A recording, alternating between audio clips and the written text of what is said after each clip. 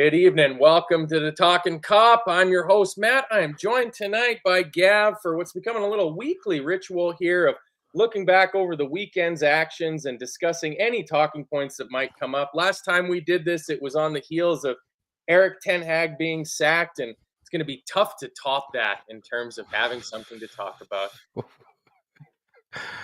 Yeah, I mean, let me just say, just as a warning, we're approaching winter. Anybody that lives in the northern parts of the world where you're susceptible to get the harsh winter weather, tonight's show will be something of a warning about what can be happen if you get caught in a snowstorm, I think is one way of putting it.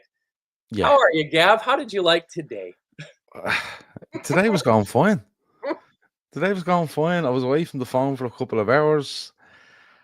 I came back and I seen a video pop up, and I genuinely didn't know who it was in the video. Right? Genuinely didn't know who it was in the video. One of the lads last year in the WhatsApp group, I think it's a WhatsApp group you're in, and it was like, "Is that David Coote?" And they were like, "Yeah," and I was like, "Oh Lord, this is like." Jesus Christ, when you're looking for stuff to talk about during an international break, I was all in for talking about, our set piece coach not standing on the sideline, like literally being told by Liverpool, look, you don't even have a ticket to the match. You're going to have to watch it down in Taggies, and you can get a picture with the replica European Cup while you're down there. I was all in for that. And then this came about, and honestly, I didn't know it was him in the video straight away. And then it turns out it is, and it's just snowballed. We can say that in a snowstorm. It's snowballed into like it is him. It's not him. He's saying it's not him. No, he is admitting it's him. It might be AI. It's actually not AI. I can't remember that happening. Actually, you know what? I think I can't expect. I can't remember that happening. It was like, what is going on here? But like, let's cut to the chase. That fella can't referee in the Premier League again. It's hard to see how he can keep his job as a Premier League official, but at the absolute minimum, he can be anywhere close to a Liverpool or a Liverpool adjacent match ever again. But like, how do you decide which is a Liverpool or a Liverpool adjacent match? That is the worst attempt I've seen by a human trying to actually get past me Well, I'm not and so. not be seen on camera. Jesus Christ. Like, what you leaning down for? You're like the hunchback of Notre Dame running behind me, unbelievable start. But like, what? How do you judge it to be a Liverpool adjacent game? So let's put it into perspective, right? If he can't manage, and we get on to what he's done in a minute and what the outcome might be, but if we just go to this point straight away, he can't referee a Liverpool game. He can't be an assistant referee in a Liverpool game. He can't be a fourth official. He can't be VAR. He can't be assistant VAR, right? Then can he referee Everton? Okay. Can he referee at this stage Arsenal, City, United, who are Liverpool's main rivals overall, in the bigger scope of things? Nottingham Forest at the moment, Chelsea, Newcastle. The options are running out here, and unless all them teams play each other on the same weekend, so he can go off and do Brentford against whoever. Yeah, Brentford, Brighton, Palace, Wolves. But then it gets down. But then it gets down to the real nitty gritty of, if he's, for argument's sake, refereeing Southampton versus Crystal Palace, okay, and Crystal Palace need, say, for argument's sake, a point to stay up or guarantee their safety, and they're playing Liverpool the following week. If he makes a decision where Crystal Palace don't get that point, which means they go into the Liverpool game next week needing something, people will think, well, he's done that, so Crystal Palace have to turn up against Liverpool. It's unbelievable. And let me put it out there, right? By the way, the word cunt will be used in this show because he used it. Okay, so that gives us license to use it, right? Yeah, my mom is not going to want to watch this episode. No, but David Coote is a cunt, right? Let's put it out there. Let's put it right there. And I'm happy to put it out there and lay it down on the table, right? And he is. And we've loads of instances when he has been that. But the fella videoing him might be a bigger one. He might be. Do you not think so? I mean, it's very duplicitous.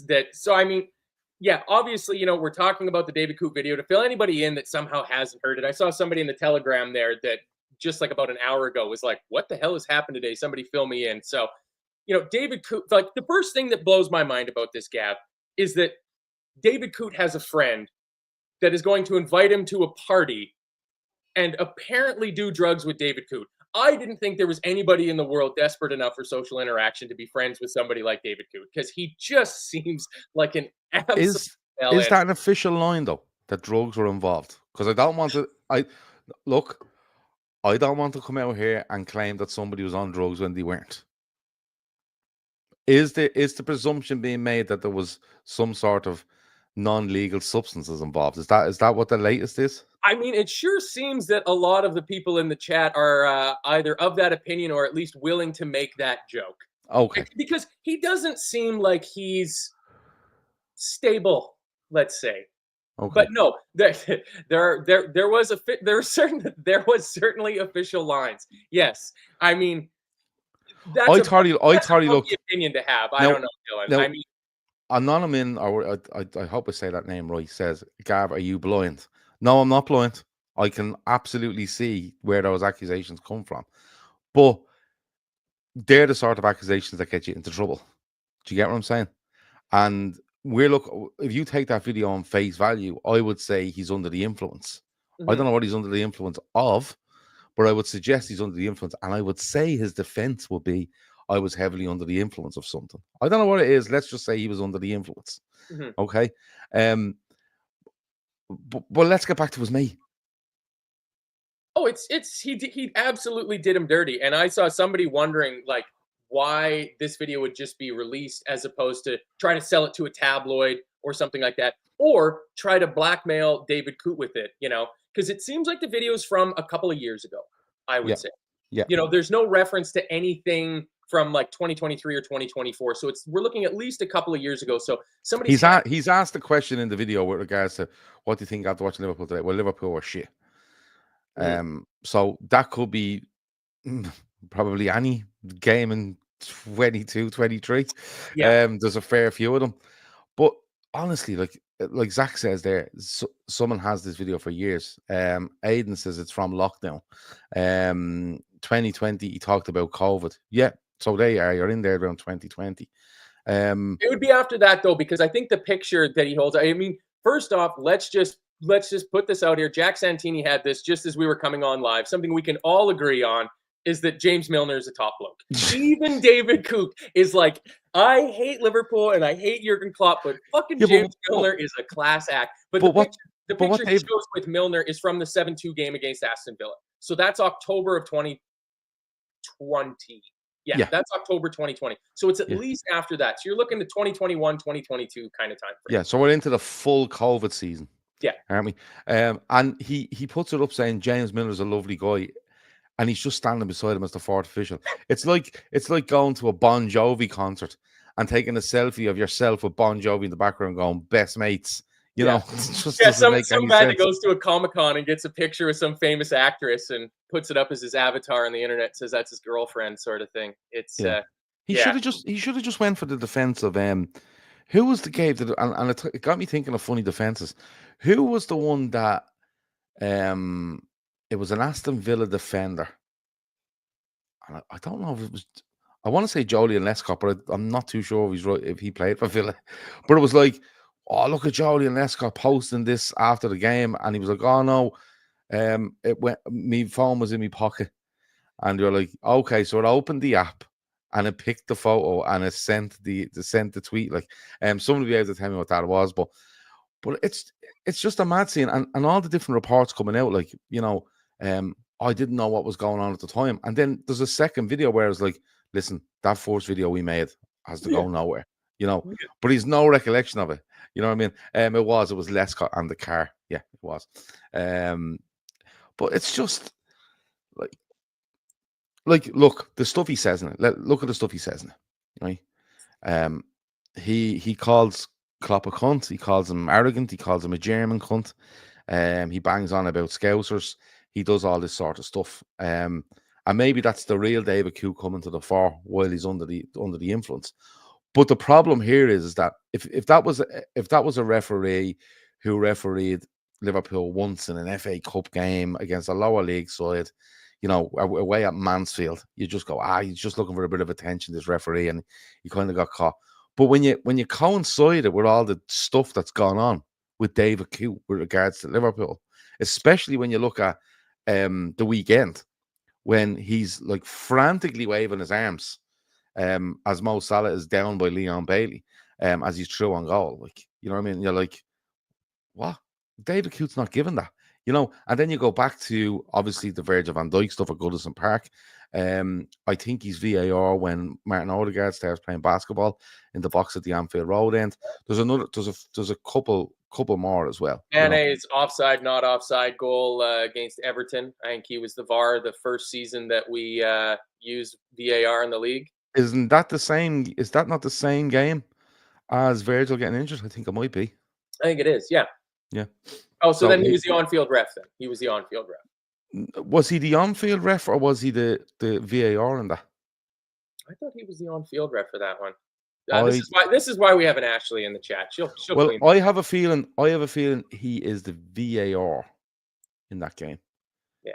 Origi's non-foul against United in 1920. Yes, when he's upended by who was the centre back? Wasn't Lindelof, was it? It might have been. Yeah. Paul Giovanni, the Rodri's handball against the Ev 2 seasons ago when we're going for a title with them. Yeah, Shane says he was VAR in that game. Yeah, because I think it might have been Oliver was the referee during that game. Oliver was referee and Coote was VAR. But when you coincide these, and like I've seen some people going, like in the last couple of weeks, you've seen things like, well, Jared Gillette is a Liverpool referee or a Liverpool supporter. Jared Gillette can't do Liverpool games. Yeah, he just can't. And the thing is, he's actually half decent. He's Australian. Like he's the one non-British ref that they have, and we never get to have him involved in our games. Yeah, and the thing is, like he openly is a Liverpool fan because he was when he was in Australia. He ends up coming to the Premier League, and Howard Webb has said like they all come in and tell us who they support, and then we have to go about this. So he's kept away from them. But I'm kind of okay with that. I'm okay with it. And it's not because Jared Gillette is a Liverpool fan. Like, Anthony Taylor could be a United fan, but he gets them all the time. But he's clearly said he's not. It's a completely different thing when you have, that ref might be a Liverpool fan, right? To this fella over here fucking despises Liverpool or fucking despises, Arsenal. Like if David Coote was caught on camera or on that video today saying, you know what, them fucking Arsenal, I fucking hate them. Arteta, and man, Eddie was always down giving it the big one. And I hate that fucking throw-in coach so much. Yeah, that throw-in coach is a prick. And as for fucking that Saka fella's always down claiming injury.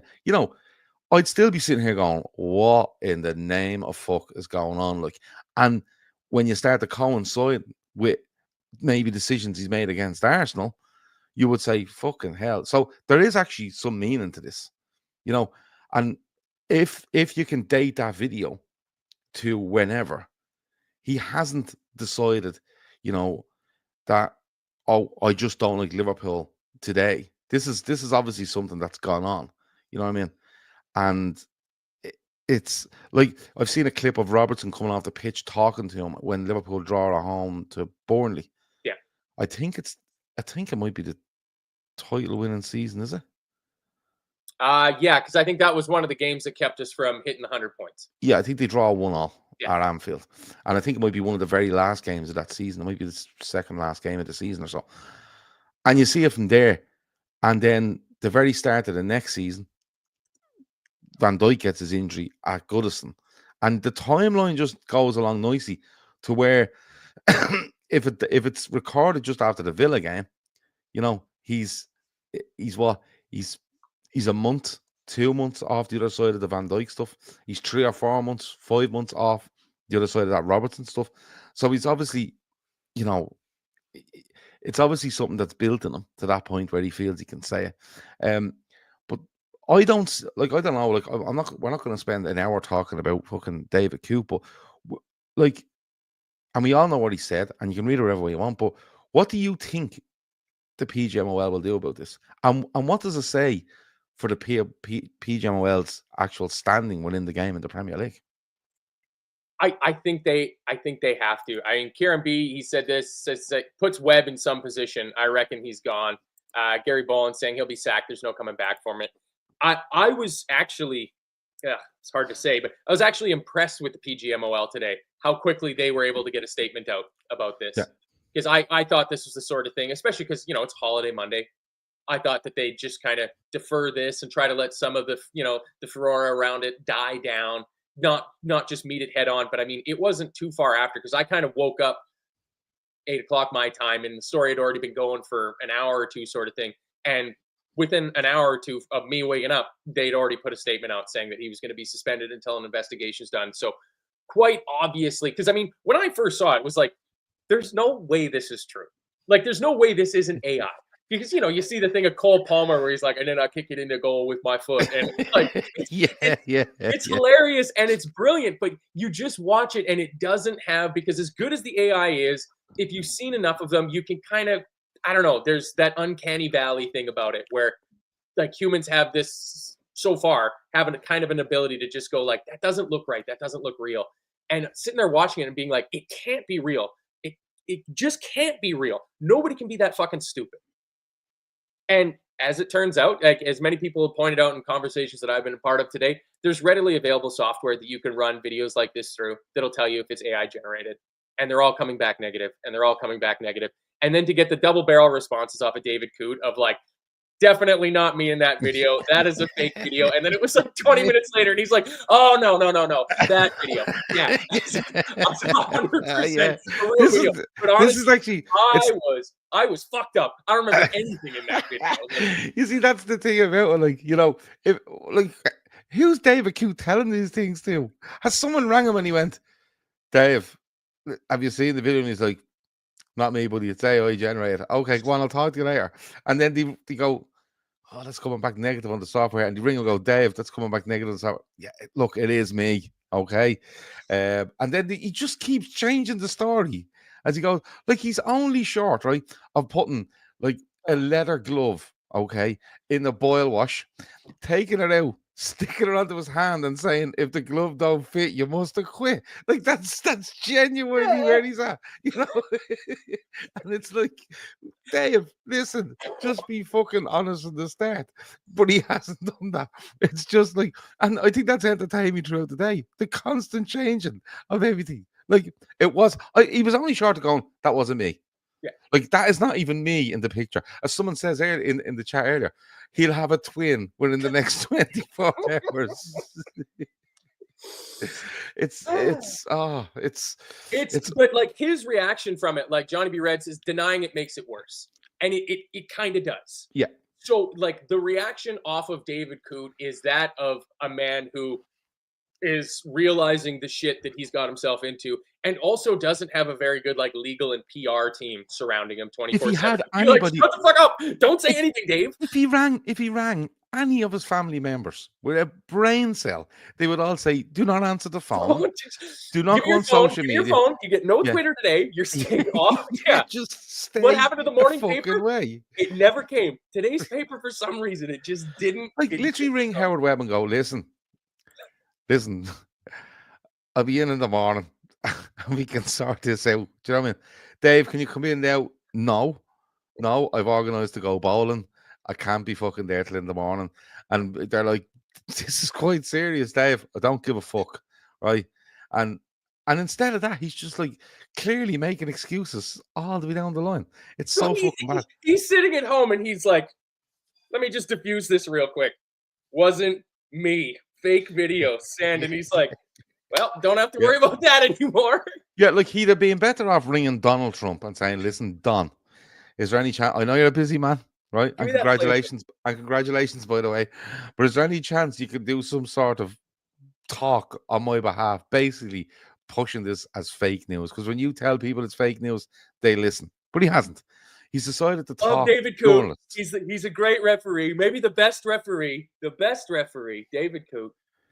It's so fucking. But But it's I think it's put to get back to your actual serious question. I think yeah, it's put the PGMOL in an untenable position when it comes to him. yeah. It's I whether that means he loses his job or not, you know, whether what he is caught on video saying is worthy of losing your job over, that you can debate. But I think there has to be at least a sanctioning until the end of the season where he's not in the Premier League for the rest of the season. If that Mm. means he goes down to the championship, that's fine. I'm sure there's a lack of, I was going to say quality referees, but that would obviously be impossible, of referees up to the standard required to ref in the English football pyramid. So if he needs to go down to the League One, or League Two, or the championship, whatever it is, that's fine. But I just don't see how they can keep him around the Premier League. Like there's everybody knows about this. This isn't a small story. Like the timing of it, and there's a few people that have pointed that out of like just the pure gold of like, another international break. What the hell are we gonna talk about? It's like kaboom, a David Coote bombshell drops. And so the entire footballing like community, especially in England, are all going to be fixated on this story right now. There's no way the PGMOL can not come down on him and come down on him hard. Like the like Kev is saying there, there's no way the PGMOL should be investigating this full stop. I don't really agree with that because he is a member of the PGMOL, who are contracted to the Premier League. I think the Premier League should absolutely, like the PGMOL should absolutely investigate. But but I think the Premier League have to be quite vocal on this as well, both internally with the PGMOL and a little bit externally, into the open to say, look, this is what we've seen, and the Premier League should be making a statement on it. I don't know if they have, but they should be making a statement because these are the people that they employ to referee their games at the top level in England. And I've seen a few people in the chat saying, like, what's the story of the PGMOL? What with Howard Webb? Like, what's the stop? What's the stop fucking David Coote feeling hard done by here? Lads, I was drunk. I said a few things. Should I lose my job? And yeah, you should lose your job. Well, I'm just letting you know that fucking Anthony Taylor or Michael Oliver, these said this and these said that. And then do that. Yeah. Turn state's witness. Yeah, flip. But this is what I'm saying. Look, and it's like a massive thing it's nearly like the PGMOL went, listen, it's an international break. Let's give something back. Let's give something back to the community. What should we do? Cootie, get the video over here. You're up first. You drew the short straw. But everyone knows, anyone that watches this channel, if you're only watching it recently, you may not know, but anybody who's kind of, shortish term listeners to this show know that I don't think the PGMOL is fit for purpose. I really don't. I think the fact that the Premier League are outsourcing one of the biggest elements of their game to these people, and for these people to perform, and I use that term very fucking loosely, to perform the way they do perform, to kick back against things that are implemented in Europe and across the world, and they're way behind. The semi-auto offside is the latest thing. When I look at them, I just think surely I think the Premier League, and this isn't me being, I'll say this, and people will think it's fucking mad. I genuinely think if the Premier League are looking at this, or any entity are looking at an outsourced company and looking at the performance and the negative feedback they're bringing on their product, you would literally go, this has to end. This has to stop because we're suffering, right? The people that are customers don't like it. We're suffering as a brand.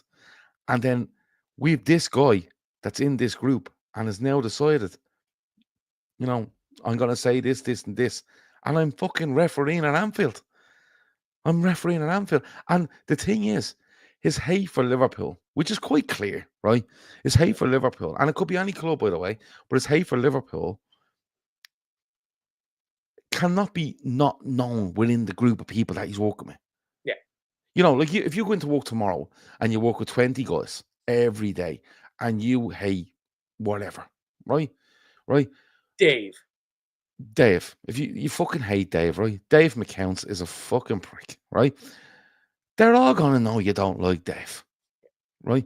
So why did he keep putting this fella on projects with Dave when they know he doesn't fucking like Dave? You know, are they doing it? Like, are the PGMOL doing it to just fucking roil up people? Are they doing it because they've no other option? Or are they pretending we just ignore that? Cootie will be all right. Send them out. So the thing is, there has to be a bigger question here with regards to the PGMOL and the Premier League. There has to be. You know, like any company, any brand that are getting this from a contractor, essentially. You know. Except, Gav, if, and I think this might be the case, to use the contractor metaphor, you already have hired the best-in-class contractor. And as it turns out that all the contractors are kind of shit. Like, and you might be able to pick up, like, where was that guy from? Norway, that did, I think, our first Champions League game, or might have been our second Champions League game. He was excellent. He was an excellent referee. And they were saying on the comms of, like, because he's from Norway, not a big, FA. I wouldn't say it was our second Champions League game because I thought the referee against Bologna was awful. It might have been the first one. It was definitely one of our Champions League games. Milan away. Because they said, like, because he's Norwegian and there's never going to be a Norwegian team in any of the major finals, this is a young referee. He had a really good game. Like, he's going to have a career that could see him refereeing some really big matches, like World Cup semifinals and stuff like that, because you don't have to worry about that conflict of interest. So, like, maybe you can pick up one ref there from Norway, and maybe Jared Gillette is of a good enough standing. You take him from Australia. Like, I don't know if there's enough. And I don't think that's fair to the other FAs for the big juggernaut that is the Premier League to come in. It's like when your country doesn't have enough nurses and you just go to a third world or a second world country and just go, well, we're going to take all your best nurses because we can pay them more. Like, that's not really fair to them. Like, that's really kind of fucking over those other smaller FAs. But you see, I think the biggest thing here is, and I've always thought it's the biggest thing here, is the fact that the PGMOL are not and the referees in the Premier League are not directly employed by the Premier League. Yeah. That's the biggest issue. Yeah, because there's not enough direct accountability to their correct. employees. And there's the grey area that they sit in, and I always talk about the grey area that they sit in because that's what they do. So, like, I'm not even if you want the PGMOL to be relieved of their duties at the end of the 24-25 season, because you're going to go out and you're going to say, listen, we've looked at all the metrics. We need 50 people across the Premier League, whatever it is, right? 10 games a week, 10 games a weekend. You need 10 refs, you need 20 assistants, you need 10, fourth officials, assistants, and then you need so many in VAR. So altogether, it's probably around 70 people. Would I be right in saying that? Well, you need at least 10 at a time, and yeah, there's 7, and I imagine. No, the fourth official is the emergency ref if there's an injury or something like that on the pitch. So, yeah, you'd need 70 minimum. About 70, right?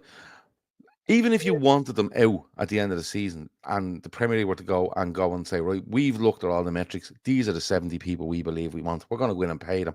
We're going to bring them in. And you bring them in and you, even if that can't be done, I think the Premier League should be saying, right, from now on, listen, whoever, name a referee, Michael Oliver, if you want to work for the Premier League, you're going to work for the Premier League. And we're going to put a stop to you going off to the UAE or wherever you're going, and you're bringing all sorts of fucking tension on us here because there's decisions for Manchester City, blah, blah, blah, blah, blah. Or the Premier League bring in a system where they say to themselves, yes, we're going to take the top people from around the world, right? And we're going to say to them, we're 5 years. There's a 5-year contract to work for us. And after that 5 years, or within that 5 years, we are going to bring 70 people through from the UK to then take over your job. And when they go in, we're going to start that process again. We're going to bring younger people into the game, younger, fitter, and just literally, they have no fucking, not allegiance, but no kind of history with what's going on. Like, there's a way to do this. People think the PGMOL, you can't get rid of them. Whatever will you do? There's always a way around these things. That's a very good point of almost having like a St. George's kind of setup, but for referees, where every year you bring, and the money's there. 50, 60, 70 people in, but only the top 30 graduate.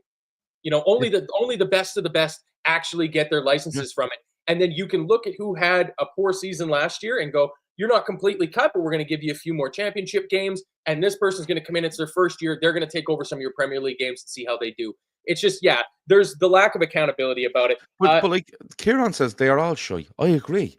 Yeah. But when you look at where they've come from and who they work for and how detached they are from the actual product and how answerable they are to the actual brand is mad. It's fucking mad. Like, and like I think there's going to be serious questions raised over Howard Webb. I think the PGMOL's relationship with the Premier League, and of course David Coote, who, in my opinion, won't have a job in the next 48 hours.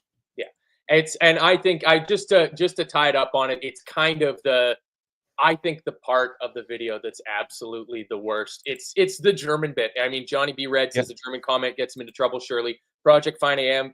saying he's xenophobic to the most German living German in the world. Let's just say he's cooked.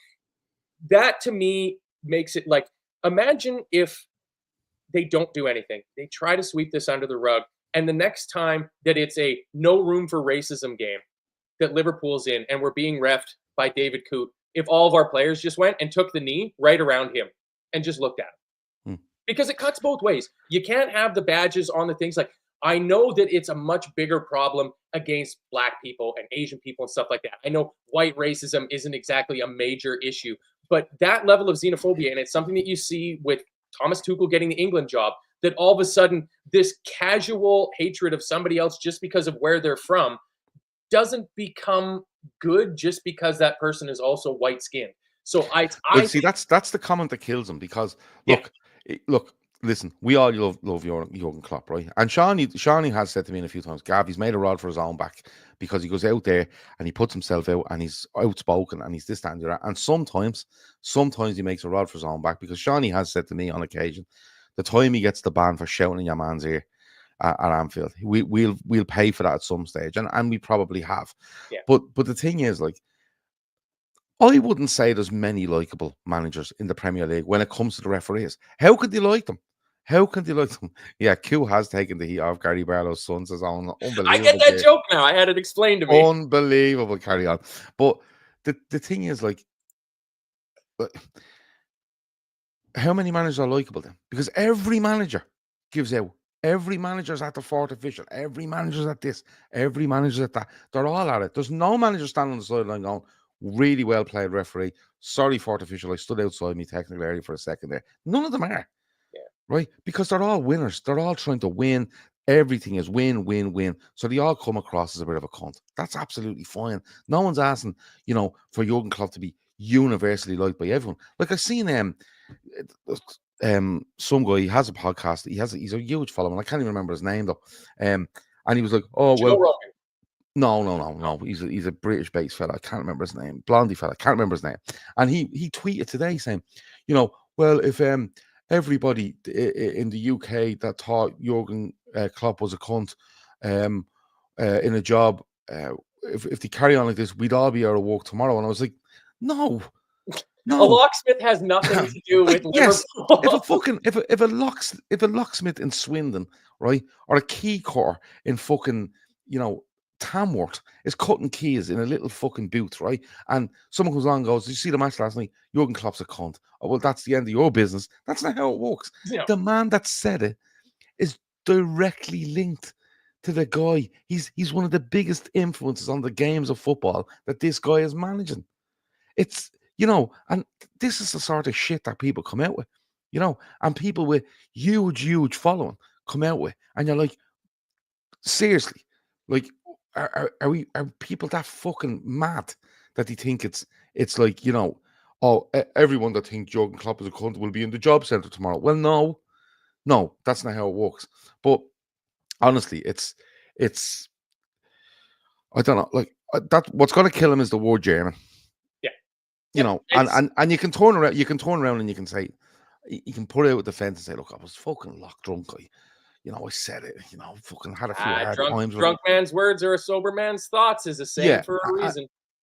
But then they go, but you brought his nationality into it, and you can't be doing that. And especially when German is now the manager of England, which is like hilarious.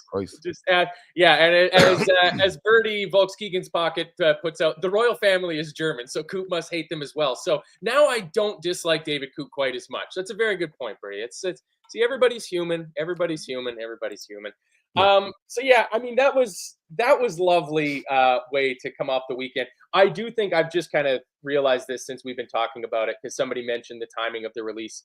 I would bet dollars to donuts that whoever had this was waiting for a game that David Coote ref Liverpool that had a smidgen of controversy in it. Maybe so. I don't know if this video would have come out if he'd have given a yellow card, if he'd have played advantage when Bailey took Salah down yesterday and then given a yellow card to Bailey after Darwin Núñez scored and kind of, got it right. But the fact that he waved no foul at all and it was outrageous, I think that might have been the thing that whoever was sitting on this video was like, perfect timing. Wait till Monday morning, hit send, and here we go. Like Kev O'Sullivan says there, the hate scouser stuff is ingrained over the decades in the UK. Of course it is.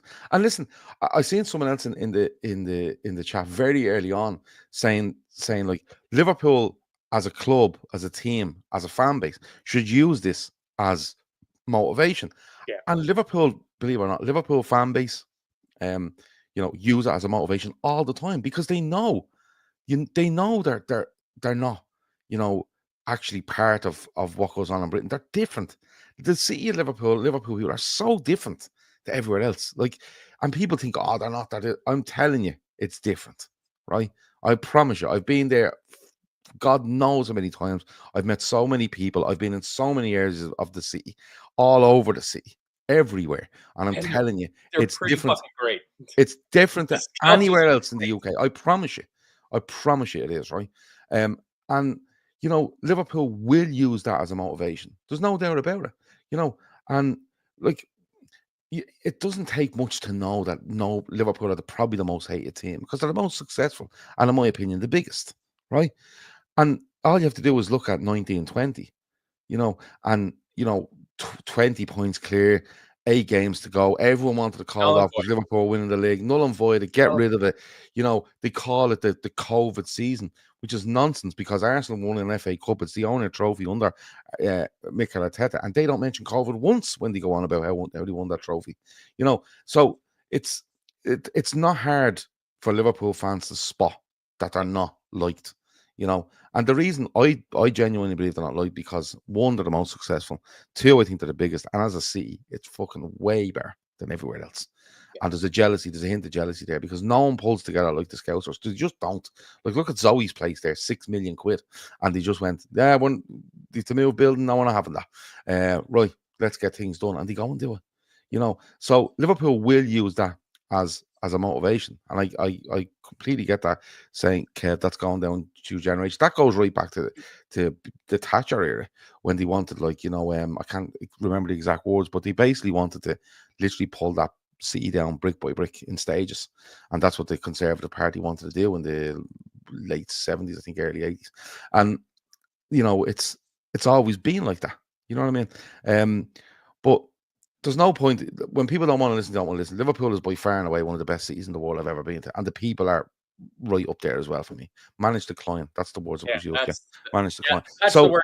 I mean, the comment from Anne from earlier, I saved it. It echoes what you're saying. When we had problems with Tierney, they gave us more Tierney. When Klopp commented on the 12:30 kickoffs, they gave us more 12:30 kickoffs. It's corrupt. The hatred for us is real. And I mean, it is one of the downfalls of being big, of being a massive club, of having a fan base and a following, and like the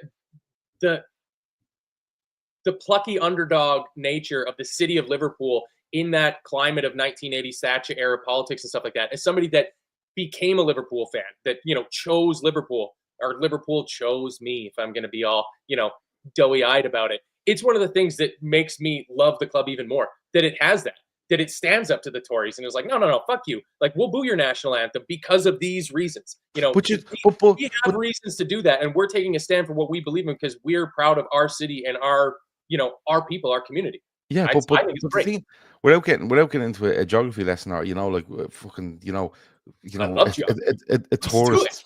tourist ad for Liverpool. Go into Liverpool. It's a fucking wonderful city.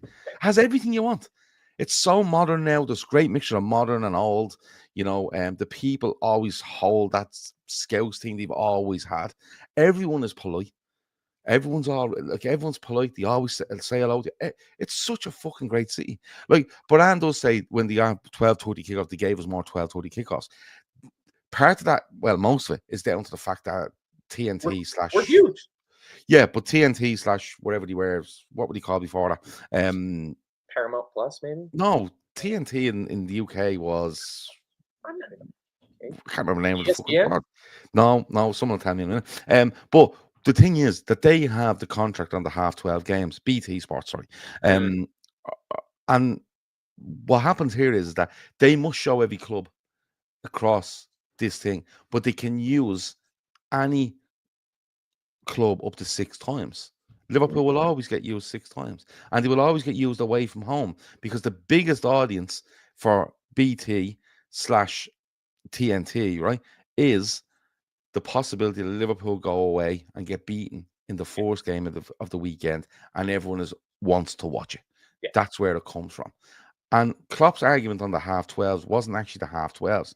Well, it was to a point, but his thing was, we're playing in Europe, and you're making us fucking play. And the funny thing is, Vindicated. correct, Vindicated. but the one person that came out against that at the time was Ole Gunnar Solskjaer. After playing in Europe on a Wednesday, he had to go and play at Goodison on a Saturday morning at half 12. I think he might get beaten 3 or 4-0 that day. And he comes out and says, what's going on? And it changes. So there's always this bit, and Liverpool aren't liked and stuff like that. Like, there's loads of reasons why they're not liked. Very few of them are actually fucking, justifiable or have any weight behind them. Yeah. But we should actually use it as an inspiration, or something that really pushes on. But at the same time, defend yourself. Yeah. Like Liverpool Football Club should be coming out and going, yeah, we want to ask questions. Can you imagine the abuse that David Coote would get if he referees another game? Not even for Liverpool. Can you imagine the abuse he'd get at Goodison? Because I can't imagine that the Blues across the park hear that and hear him sitting there laughing, saying, Scousers are shit and I hate Scousers and stuff like that. There's no way the Blues are going to take well to that either. Like, because he's widened his net with them words. Like he's just lost a run of himself. Like, let's be honest, he's lost a run of himself because he's called Klopp arrogant. He's called him a cunt. He's called him a German cunt. He's got banged on about Scousers. Then the other guy pipes in at the end and kind of gives a synopsis on what's being said in this video, and he repeats it all as well. And Everton and Liverpool fans, when they need to, just as a City, it doesn't have to be Everton and Liverpool fans. As a City, they turn around going, "I'm not having that." We're just not having it. And yeah, but he shouldn't be refereeing a Premier League game again. It's as simple as that. No, I don't think he should either. But that's enough talk about one of the Weasleyest looking little pricks that you'll ever see. Hopefully we never have to deal with David Coote ever again, because he's just not very good at his job. And as it turns out, he's a bit of a piece of garbage. We do need to talk about the weekend results, though. I think the biggest result from the weekend, Gav, would be the result of last night's show. You guys were all on top form last night. That was some of the funniest shit I've heard in a long, long time. If anybody is listening or watching this that hasn't listened to Sunday night show, I cannot recommend it highly enough. It is absolutely class, absolutely brilliant. But you guys went off so hard, you didn't really have a lot of time to get through the other weekend results. Yeah. Let me just quickly mention our two charities as well, too. You mentioned Zoe's Place getting to their fundraising targets. So maybe everybody that's listening and watching can help us reach our fundraising targets, trying to raise 5,000 euros each for fan-supporting food banks in Liverpool. Because, again, things like managed decline because of the lovely Dame Thatcher, who is now thankfully in the dirt. And also the Lighthouse Cafe in Dublin. We're always going to keep pushing this. Please help us. If you can donate. You'll find the GoFundMe link in the show descriptions on YouTube or podcast. Share it amongst your social medias, please, if you can. How do you want to go through the weekend's results, Gav? Just quickly, chronologically. You want. Let's go through them chronologically because I only have them in that way. Big win for Wolves against Southampton. Desperately needed win. 2-0 against Southampton. Saints are done. There's no way they survive. No. The thing about Southampton is some teams come up and they think they can continue to play the football they played in the Championship and they get away with it. Not true. Burnley last season just didn't work. And you have Southampton doing the same this year. And I actually don't know if they have the squad to go, right, lads, this isn't working. We're 11 games in. It's simply not working. We're going to go now to a 5-4-1. And I just don't know if they have that in them. it'd be one of the biggest stories in Premier League history if Southampton survived. That's my opinion. Well, it would almost be one of the biggest stories if Wolves could survive, because after cause I think they played Crystal Palace weekend before this, and they got a draw. And if they hadn't have drawn, they would have had fewer points than any teams ever survived with after 10 Premier League games. Yeah. So they got a point. So it kept them out of that, murky gray area where it was like no team has ever survived from there. They're still sitting. They're still in 19th. Like, they're still only on 6 points. They're 2 points behind Ipswich, who we'll get onto. Got a big result at the weekend as well, too. But, Crystal Palace on 7. Southampton are sitting rooted to the bottom on 4. Like, they are going to get absolutely, absolutely tonked. But Southampton won't break 20 points. Ooh, that's a big show. What's the record low? I think the record low might be from Derby in 2007, 8, I think. I believe and Canadian 11 legend points. Craig Forrest was their goalie, our greatest ever goalie we've produced in this country. Was he? Yeah, I'm pretty sure. Yeah, he's fucking terrible. Okay, I think it might have been. I know we beat them at Anfield. We've got shots of 11 and 12. Okay, I think it's 11 points. I think it's Derby, and I think it's 2007, 8. I think, because I know we beat them 6-1 at Anfield. Ryan Babel was all over brilliant that day. So that's the record. I don't think they'd go below 11 points, but I can't see them breaking 20. I don't see how it's possible for a team to finish on that few points. That's absolutely atrocious. Also down at the bottom, Fulham compounding misery onto Crystal Palace. I was saying it. I'm not sure if it was on the show or not. I don't get how Crystal Palace, with the team they have, is this poor. I would almost say the same about Wolves, but I think on like man for man, position for position, I think Crystal Palace has better players than Wolves do. Gahey, Eze, they've got good players. Mateta knows where the back of the goal is, and scoring goals will get you out of a relegation scrap. And Glasner's got to be on thin ice, and he was flying at the end of the season. Yes. They were really good at the back end of last season, where you went, Jesus, they're getting some really good results. And he's come into this season. He loses Elise. I think losing Anderson was a problem. Seems to be. Yeah, and there might be one more they've lost. But when I watched them, they seemed good at the end of last season, playing nice football and, boom, boom, boom, boom, boom. And then when I watch them, it's nearly like they're trying to be a bit of a counter-attacking side. And I don't think it suits them. I think they have the physicality to go out and play teams. I think they have the footballers to play against a lot of teams as well. But it's like he's gone in with I think he's gone in with something last season to help them, and I helped them. And then he's gone, well, look, that was really good, but actually this is the way I play. And we're going to do this, and it's just not worked. It's a bit of a weird one, Palace. It's a bit of a weird one. And when I look down there, I think Southampton will go down. I think Ipswich will go down. And if Wolves win the next game or two, you're like, they're looking on the up, but Palace just seem to be hovering there. They probably need a kickstart, but that's a big loss at home to Fulham. Yeah. But Fulham are doing all right, in fairness to them. Yeah, Fulham, I think, they're in 7th. Fulham are ahead of Aston Villa, Newcastle, Tottenham, Brentford, Bournemouth, Manchester United in 13th. Hilarious. At the bottom, you mentioned you think that Ipswich might go down. There's somebody else here, Robert Maguire, saying Ipswich are looking good. I think they'll stay up, which is the funny thing about Ipswich. That's a big result for Ipswich, getting that win against Spurs yesterday, because they got the early goal, and I'm pretty sure they made it 2-0 before Spurs got their first one back. And it was like, what is more likely to happen? Because Spurs have a comeback in them. Spurs like a flurry of late goals, having a big comeback, and Ipswich have this massive problem of throwing away leads and just giving points away when they do not have points. They literally go 1 or 2 up and go, do you know what the best thing we can do here? Let's get a fella sent off and concede a goal immediately, and then it's like, it's weird. It's a huge win for Ipswich. It's an absolutely huge win for Ipswich, because, like, if you're going to stay in this division, right? If you're going to stay in this division, I'm looking at the table here. If you're Ipswich and you want to stay in this division, what you need to do is, while Crystal Palace and Wolves are desperate, and while Everton are just shy, you need to take advantage. You need to stay with them. And, people will say, Ipswich would have to be probably 6 or 7 points clear of Everton in the new year if they want to stay at them. But the thing is, if you stay with them, you're like, yeah, we're staying with these. Well, those teams are going, fucking hell, we are kind of expecting them to be down there, and Yeah. now the pressure's on us, and then it kind of gets into people's heads.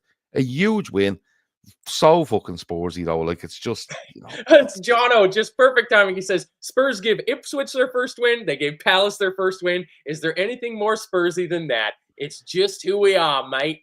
Might be on thin ice. It's not. That's a really poor result for Spurs because they were doing well before that. They've gone. Their last 5 games is loss, win, loss, win, loss. So Yeah. they're losing more than they're winning. But like they had the comeback against Aston Villa, I think it was, and they look dangerous. Like they've got goals in them, so I think they'll be okay. But being in 10th is not even for big Ange. That's just too early in the season to be in 10th because I think this time last year were they first? Like they had barely dropped a point, I think, after 10 Yeah, games they were last really season. good. And when you look at Spurs, like, now in fairness, Spurs are 3 points off third. Let's be fair about this. Like, they're genuinely 3 points off. Like, Spurs could actually win in 2 weeks' time, and if all those teams above them don't win, they would go into third because they have a better goal difference than all of them. Do you know what I mean? Yes, Like, I see that now. Yeah. Manchester They United are could 4 leapfrog points off third. Arsenal. But this is my argument. Like, Johnny says Leicester are going down. I kind of have the feeling Leicester will pick up enough points and just hang around in 14th to 16th and be just all right.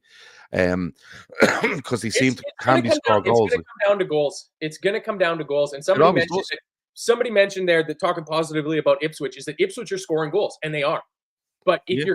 if you're gonna score, they're not gonna score 2-3 goals a game every game for the length of the season. So in those games where you're getting 2 or 3 goals, you have to fucking win.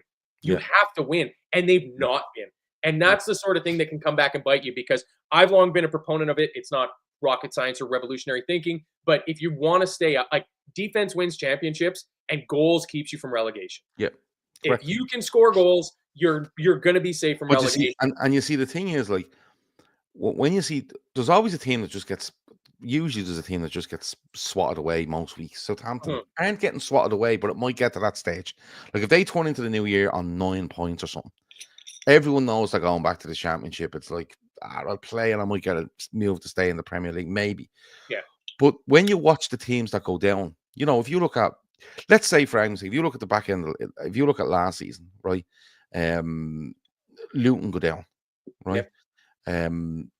Who else go down last season? Luton go down. Sheffield United and Burnley. Sheffield United are the outlier because they had no interest in being in the Premier League. They just Oh yeah, went for the money. the 3 that came up went right back down. Yeah, so Sheffield United had no interest in being there. They just wanted their money and they knew they were going back to the Championship. You had Luton that went down, and you had, who was the third team? Sheffield United. And who was the third team? Burnley, Luton.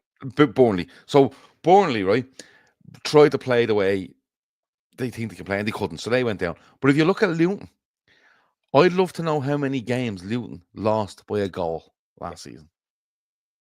Or a team beat them 1-0, or a team beat them 2-1, and you go, you know what? If you score 10 more goals in that season, you stay up. Yeah. And it is that, because the funny thing is, a lot of them don't get battered. But when they get a chance to, get a couple of goals and get a point here or get a point there, they haven't got it in them. And I fully agree with you. I think defenses win titles, and I do think goals keep you up.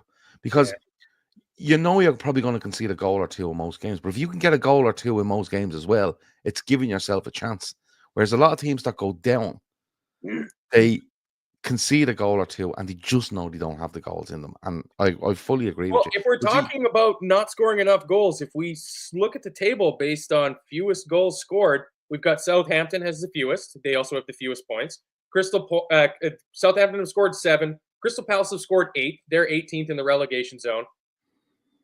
And the third fewest goals scored in the league is Everton Football Club. Yeah. I refuse to let myself believe again, Gav. I'm not doing it for the 3rd or 4th year in a row. But could it be the year? Is Leicester good enough to get enough points? Are Wolves and Palace good enough to? Well, I think Wolves are a better side than Everton. Yep. I believe that. I believe Crystal Palace are a better side than Everton. Leicester, I'm not too sure. But Everton have this thing where they don't score an awful lot of goals, but they don't concede loads either. So that they've more of a chance of, if they can only score one, they'll get more 1-0 wins than, a Leicester will get a 3-2 win or a 2-1 win. Do you get me? Yeah. So that's kind of keeps them there. The big thing on Everton is, and I didn't see the game, but I believe West Ham and Everton was absolutely if you watch appalling. that, I am so sorry for No, you. it was appalling. And I listened to the Blue Room, the Everton podcast after, and they were like, listen, that's genuinely 90 minutes we can never get back in our lives. And these guys try their best to be optimistic on Everton, but they were like, no, honestly, it was fucking so bad. And the big thing for Everton is this takeover is still hanging in the air. I haven't heard anything in weeks about it. I believe it's really quiet. And I believe the end of November is when it has to be done. You also have the fact that there's rumor over Dyche's future. Yeah. You will have 30 days or 31 days in January to put it right with regards to some transfers, but you don't know if they'll work. And you've players there, the likes of Dominic Calvert-Lewin and others, that know they're on their way out. It's not a good mix. Now, they could bring in, this owner could come in and go, listen, everything's fine, but we know he's coming in because of the asset down on the docks, right? We know this. But how much does he put in and gamble to stay up? And if he puts a load in and doesn't stay up, there you go. Yeah, you got to think about. And in order to gamble in the right way, he probably has to get rid of Sean Dyche and bring in this manager plus players, and then they have all to adapt to what he wants to do for the last 15, 16, 17 games. I don't think they'll go down, but I think if they're the position they're in now, they're going at less than a point a game, right? If they're in that position in 20 games time, the pressure will be so fucking big on Everton compared to anyone else around them. I mean that, anybody else around them. And especially if Leicester can put some distance in between them and the drop zone. Because I think in seasons past, when Everton have looked over their shoulders of like, who's trying to catch us from the relegation zone, and they see Sheffield United, Burnley, and Luton, they're like, that. We've got the nous for this. We've been here before. We've done it. We're the hardened veterans at this. But if they look over their shoulders and they see Crystal Palace and Wolves in one of those spots, that could be them. I think that's a different proposition, because I think the quality is better. The key here actually might be Leicester. If Leicester stay up, or stay ahead of Everton, Everton are looking at fairly, established Premier League sides at this stage behind them. The sort of way. Because Wolves have been up for what, 6-7 years on the bounce? I would say so, yeah. And Palace wouldn't be far. Palace might be a bit more than that, actually. Oh yeah, I would think so. I'd say they're pretty much a Premier League regular for me. I mean, it's you. Sorry, I want to just say something, because I'm going to be honest with you. Jono said here, this owner owns Roma. Go Google Roma. It's a clown show. Honestly, Jono, I know nothing about Roma, how it's run, how I thought he was involved with fucking Leon. But apparently that might be the guy that's at Palace that pretended he wanted Everton. So I know nothing about this man. All I do know is that, it just feels like whoever's willing to throw the money in, he hasn't thrown money in. What he's done is he's come in and he's paid off. Funny enough, he's paid off a debt that stops another creditor from having a claim on the stadium. That's what he's done. That debt still is to him. Now, if he takes over the club, people say, "Oh, well, he'll turn that into capital and stuff like that." But I'm not too sure. Yeah, I don't think so. I think, if you try to put yourselves in the shoes of somebody that's buying Everton, staying in the Premier League is obviously the best financial option. But if you think that might be at risk, are you better off preemptively pulling the plug on it and saying, let's consolidate, get ready for the championship, take our hit for 1 year, new stadium, and come right back up again and believe in your team that way? I don't know. But you said, heaven forbid, anybody that watched West Ham versus Everton, especially because at the same time that game was on, the best bang for your buck right now, if you're not a Liverpool fan, is fucking Brentford. And I'm not going to lie, Bournemouth isn't far behind them either. And they produced again another 3-2. But I mean, watching Brentford at the moment is an absolute joy. And if I'm a Manchester United fan, which thank shit I am not, if I found out that the Radcliffe Ineos hierarchy did not try their fucking able best to get Thomas Frank out of Brentford, I would be furious. I would be furious. Yeah. So they're just fucking mad as a team. And the funny thing is, they came to Anfield earlier in the season, and I was there and watched them, and they were lively without being where you go, Jesus, these are real football. They're well organised. They believe in themselves to the limited amount, and limited sounds so bad. But they don't have any superstars. They don't have any. Yeah, that's probably the word. Yeah, that's probably the word. But they're well drilled in what they want to do. You know, I think Thomas Frank is an excellent manager. And honestly, you're talking about Ineos and not going for Thomas Frank. I genuinely believe if Ange Postecoglou is not the Spurs manager in the next 6 months, you are fucking mental if you don't go and get Thomas Frank as the Spurs manager. I've said it. I said it when the last fella was leaving. Honestly, he's been there enough. He knows what's going on. I think he's well respected by his players. He's actually morphed from a really physical, in-your-face, fucking one-dimensionally kind of team. Yeah, using a team with 6 gigantic Danes. Long throws. And now he has a fucking left centre back like dribbling up the pitch at Anfield. Like, and I was like, what is this guy doing? And he was doing it. Do you know? And yeah, they're brilliant to watch. Bournemouth, I'm really liking Bournemouth because I think actually Bournemouth are just becoming more braver in what they're trying to do. I think it's Iraola in his second season has got the core of that team have bought into what he's trying to do. Yeah, the bravery's gone up a level. There's no doubt about it. Yeah, and I mean both of these managers, whether it's Thomas Frank at Brentford or Andoni Iraola at Bournemouth, are getting so much value out of what are limited players. Like somebody said, Scouser Pete says, like Brentford, they're not missing Ivan Toney. And that's shocking. The level that Mbumo and Wissa have stepped up to score goals for him, but they're getting goals from around the park. Like Jono had the comment there that said they've scored more goals than we have this year in the league. Yeah. I had to double check it because I was like, there's no fucking way that's possible. We're scoring goals for absolute fun, but so are Brentford. And it's so great to see those teams, and it's got to be an absolute joy right now. I mean, Brentford's 11th, Bournemouth is 12th.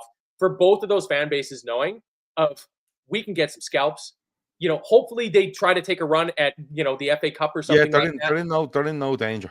Absolutely no danger. And to be fair, Brentford were in a bit of danger last season, and he's seen it out. And I think an awful lot of the Ivan Toney stuff did affect him, even though the fact that he was out probably affected him. But I think everything around it, I think, affected the club. I just want to go back to Everton because Jono says that Roma are trying to bring back, I presume that's Daniel De Rossi, who they just sacked months ago after giving a contract extension to him. So they give him a contract extension. There for like 6 games or something, and they fired him? Well, they gave him a contract extension. By the looks of this, reading between the lines, they give him a contract extension, then they sack him, and then a couple of months later go, do you fancy coming back, bud? So that's where you are on Roma. But I really like Brentford. I really like Bournemouth. And I think, you look at Bournemouth. Bournemouth in years gone by would have a decent run, wouldn't win for about 10 games, let themselves get dragged. Then would win 4 out of 6.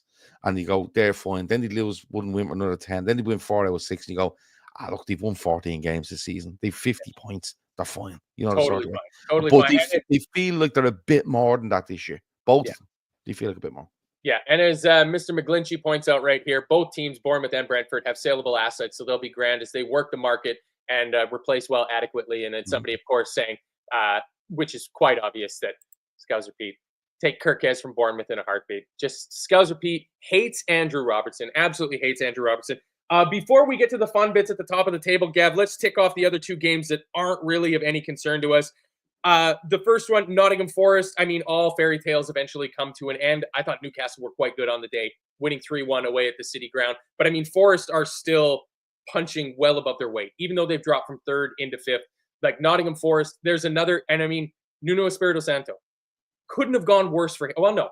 He won Manager of the Month for the month of August at Spurs and then was fired in September. So it started great and then it went really, really bad. But he's bounced back. And it's another one of those teams that has, somebody said they're talking about Brentford, like a championship style ethos of like, this is how we play. This is how we win games. We're not going to change it just because we've come to the Premier League and actually succeed at it, like an anti-Burnley sort of thing. Mm. Forest is that. I mean, it helps when Chris Wood turns into like ebony. He is brilliant at the moment, but I was really impressed with Newcastle, and I think both of these teams, because we all know, especially if you watch any of the post-match shows where Ashley gets us the quotes from Arne Slot, how much that loss to Nottingham Forest is gnawing at the back of his brain like a worm for Robert F. Kennedy Jr. But I think both Nottingham Forest and Newcastle United are going to take scalps off of big teams this year. Everybody needs to be afraid of those two teams. I think a couple of things on Forest. Chris Wood, big, physical, good finisher. Yeah. Right? Not the most mobile in the world. He doesn't want to be running channels and all that shit. And I think they're playing to his strengths. And if you played it, listen, he's not played in the Premier League, Championship and Premier League because he's not a good footballer. He has to be a good footballer. You know, you're not around that long without being a good footballer. He scored goals. He actually has a really good spell at Leeds, I think, a couple of years ago, if I remember rightly. But they're playing to his strengths. Chris Wood, I think, was at Leeds a couple of years ago. And had definitely at Burnley for a long time. I'm nearly sure he was at Leeds and had a good spell as well. Maybe I'm thinking of someone else. But they're playing to his strengths, first of all, right? And the second thing is they've got rid of the madness. Clattenburg up on the thing, ringing the owner, going, wait, they banned their own owner from coming to the games? The owner ringing Clattenburg, going, what do you reckon of that? Listen, you should have had 3 points. Well, that's it. What do you think I should do? Run on the pitch and attack the ref. Okay, yeah, that's what I thought as well. And then he goes onto the pitch. Like, they've got rid of the madness, right? And they've got rid of the madness within the playing squad as well, because it was like, they've signed another one.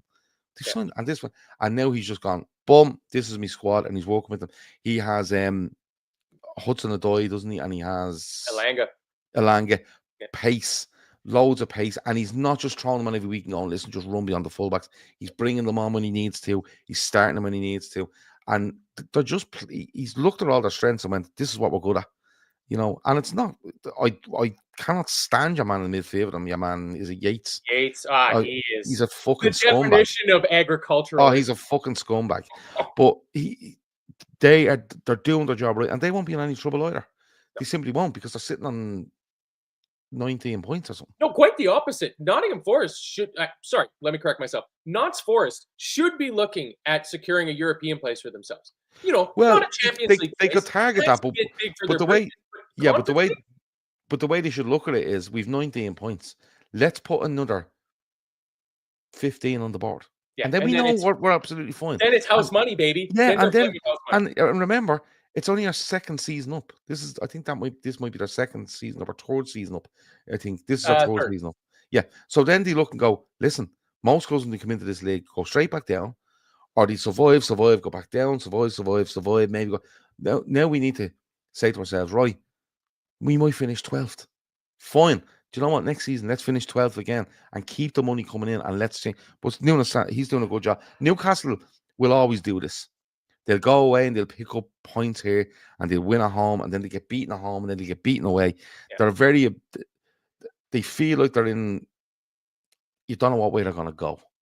Another team that seems fun to watch. Like, if you're but you don't know, fan, you're loving life. You know, like, you don't know what you're going to get. And that includes when Liverpool go there on early December. I think they go there. Yeah, them and Arsenal in 4 days, haven't they? Yeah. Have they got them and Arsenal within 4 days of each other, I think? But yeah, Newcastle feel a bit, I'm not too sure. And it'll either go where they go on a great run, or they go on a terrible run. Then you go, yeah, they'll just be thereabouts, and we leave it to. But that was good. I think the other game you're going to mention was United 3-0 against Leicester. Yeah, because it has nothing to do with us. I really wanted to get onto it, because this little 3-match interlude of Ruud van Nistelrooy as interim manager of Manchester United.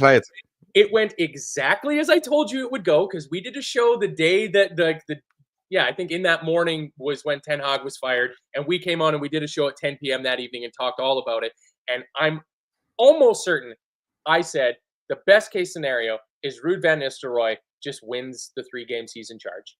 And then Amorim comes in, and if he doesn't win 4 of his first 5 games, if he loses 2 of his first 3, there is going to be a sizable portion of online Manchester United fans that are going to be saying, why did we hire this Amorim? Why didn't we just give the job to the guy that owns the biggest turtleneck I've ever seen? I thought Van Nistelrooy broke his neck and was wearing some sort of support around his neck. It's the biggest roll neck sweater I've ever seen. But Like I he was in a love car crash.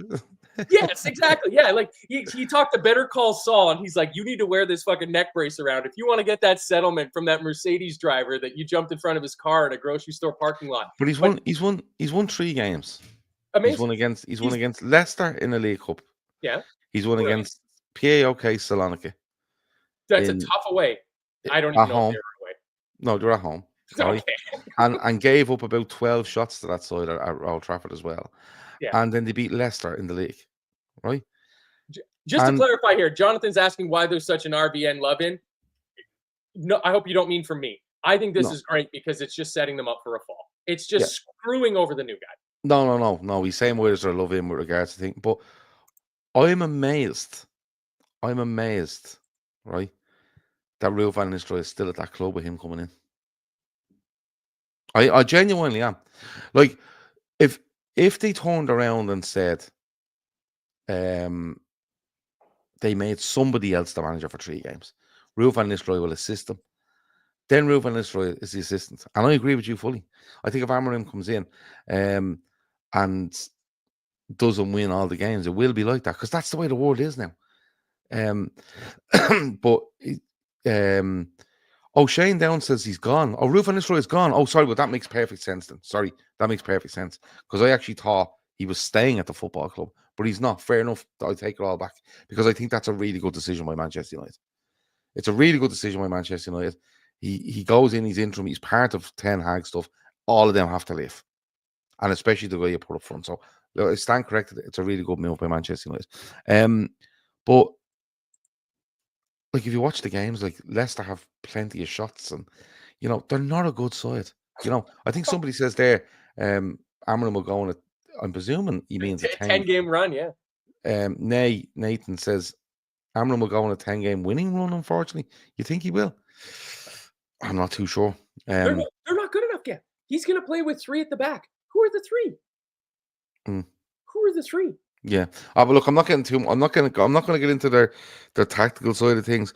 I think it's a huge job for Amorim, and we'll have to wait and see. They might get that manager bounce thing and all. I don't even know who they play after the international break. It's presumably it's a away game. It's whatever they get and whatever Ruben Amorim gets. When it goes bad, it's nothing less than both parties deserve because it's Manchester United. So obviously, being a Liverpool fan channel, fuck Manchester United. And Ruben Amorim really showed his ass last summer that he is a pure mercenary. So, nah. They're away to Ipswich at 4:30 on the Sunday. Okay, so and Red Steve says, "Who does your research, Gav? Is it Ashley? You'll want to have a word." No, I don't do research. Yeah. I don't do it. You think we're professional, Red Steve? Why the fuck would I be checking if fucking Ruud van Nistelrooy has been in a job or not? But you got less to do up there in Scotland, obviously, Red Steve. If you're no, honestly, but it is a good move. Alerts on your phone for Ruud van Nistelrooy's. It is a good move them. It is a good move for them though. It's a proper move to do that. I like the fact Kev Amorim gone within 2 years, nailed on. You're giving them a lot of time there, Kev. But again, let me reiterate, fuck Manchester United, because we want to end the show talking about how the title race is looking.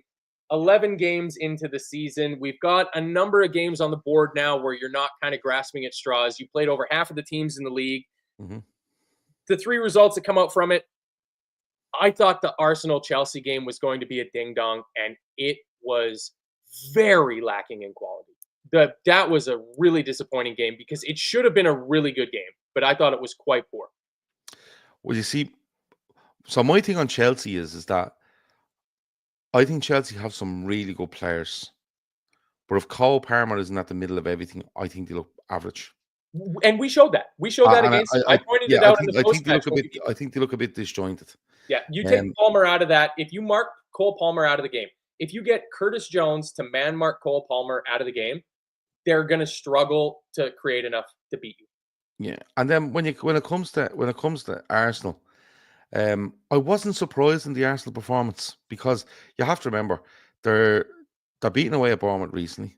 Okay, they draw with Liverpool. They lose to Inter Milan.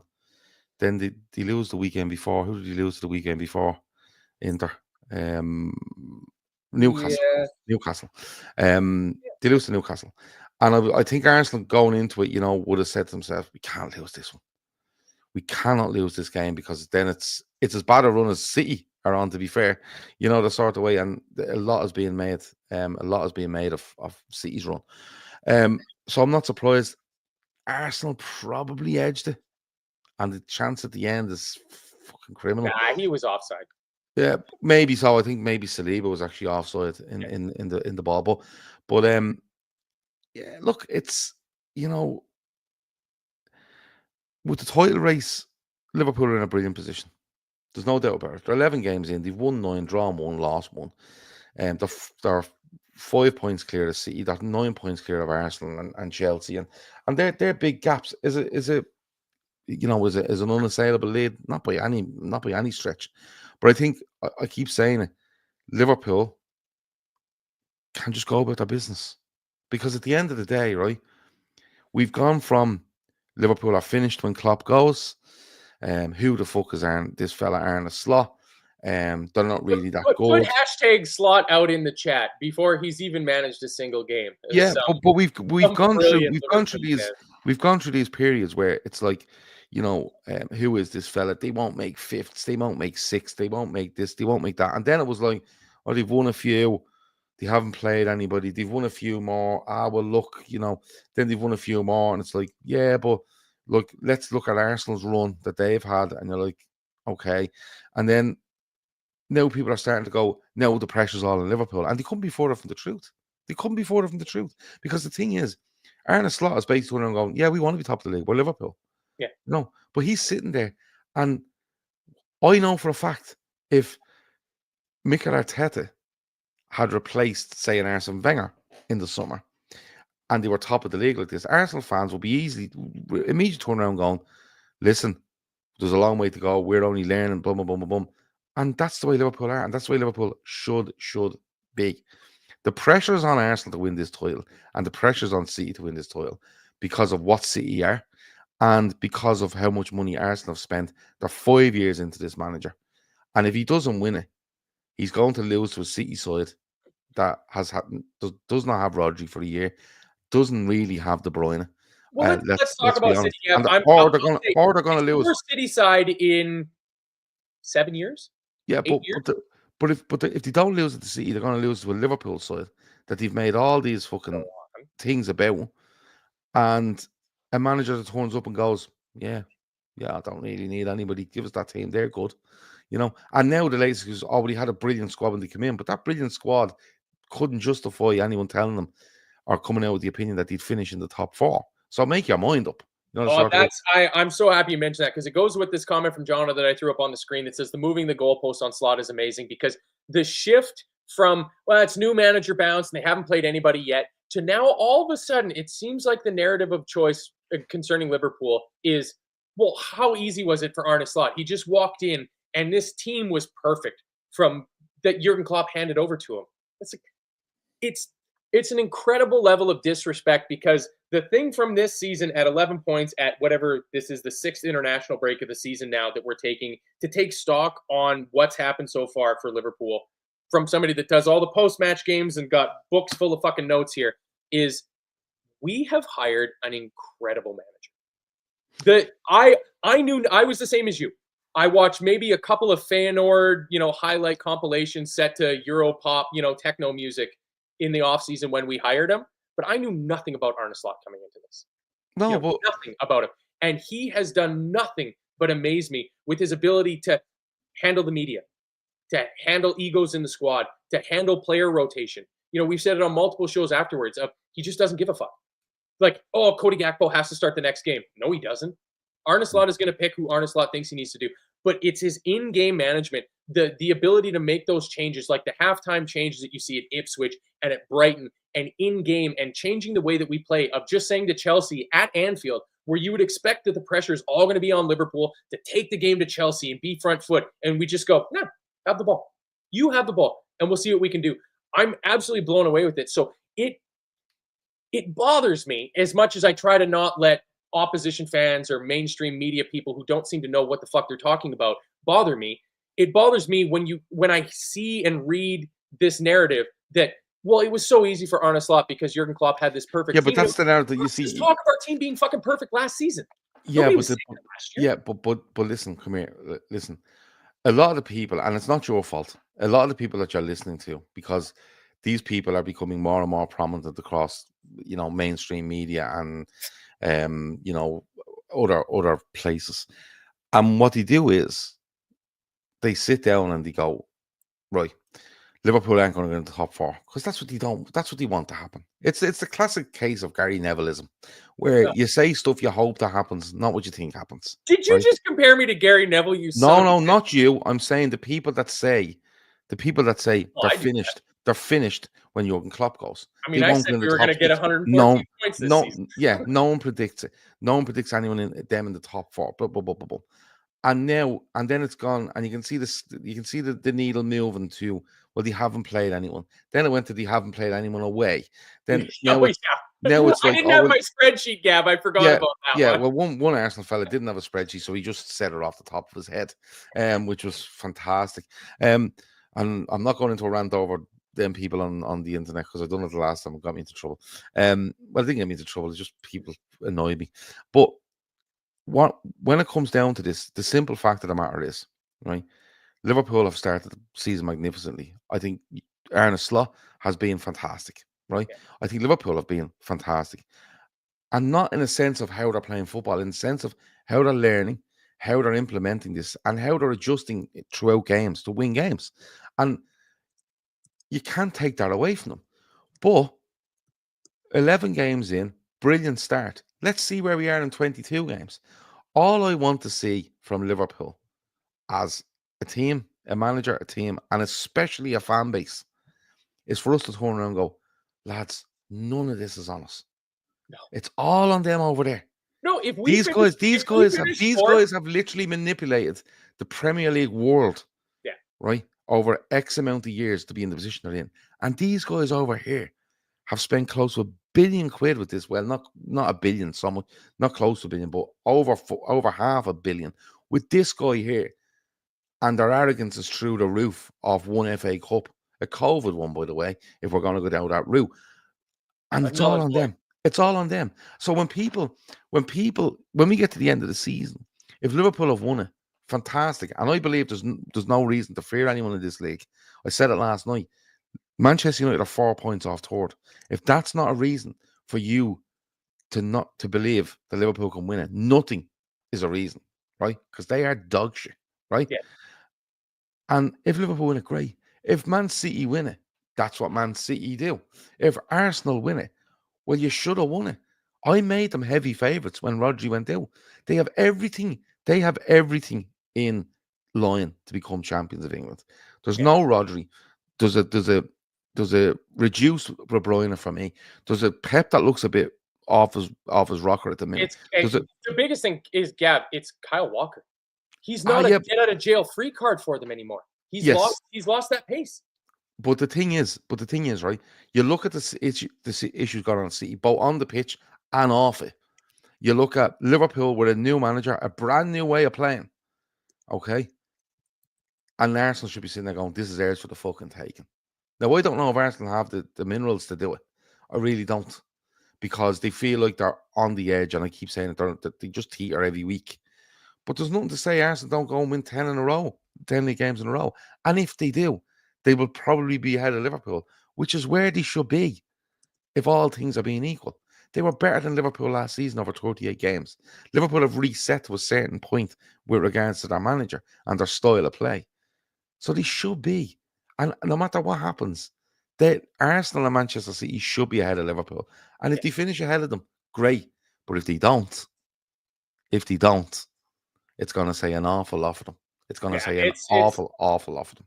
I was saying either yesterday or today that it was in the fullness of time, looking back on it, both Arsenal fans, neutral fans, other teams fans are going to look at last season and go, that was Arsenal's opportunity, because Mikel Arteta rode 8 out of their 11 starters pretty much every single week. he flogged those players. Saliba played every single minute in the league. Gabriel Magalhaes played every single minute of the league. I think Saka was close to playing every single minute of league football. You can't do that. It's unsustainable. Eventually, players start to break down. Like, there's no player that you can play every single minute of every single match when you're playing Wednesday, Saturday, Tuesday, Sundays, that back to back to back. Nobody's body can keep up with that. And it's one of those things like before Roger got injured, I'm starting to think his injury might have been a sniper from UEFA of talking about, players getting together to try to, don't say the dirty S word, but strike over the amount of games they're being expected to play. That was their chance. But Gav, as a man who has just booked some flights to come over for the final match of the season, if we finish in fourth, it will still be a jubilant occasion. If we finish third, it will still be a jubilant occasion because of the transition. Because Arsenal doesn't have this excuse. City doesn't have this excuse. And those are the only two other teams. But there's really only three teams in a title conversation. And the other two teams are not in transition seasons. We changed our fucking manager after 9 years. We are undoubtedly in a transition season. We should be third. That's where we should be based on common logic. And we're not, because we've done things correctly. We've done things well. We went out and we got not the popular name, not the hipster name, but the bald Dutch guy when everybody went, bald Dutch managers can't succeed. It was like, no, your bald Dutch manager can't succeed. Our bald Dutch manager is a fucking genius, as it turns out. Yeah, but the thing is, on board, people. Get on board, because something's let me read this out, right? Ashley says, the last time we were doing this well, I was too nervous to celebrate it. And then we didn't even get to truly celebrate winning the league because of a fucking global. And you can type fucking if you want. Like, don't put the F-ing global lockdown. Enjoy it, you never know.